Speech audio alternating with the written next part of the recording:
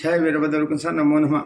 ఇందులో లాభాన్ని తప్పేముందంటే ఆయన కూడా పెళ్లి ఒక తాళి కట్టించుకొని రిజిస్టర్ ఆఫీసర్ పెళ్లి చేసుకుంటే ఆ పొజిషన్ వేరే ఉండు. ఆమె కూడా ఏం పొరపాటు చేసింది, ఆమె కూడా కొన్ని నేరాలు ఆరోపించబడ్డాయి.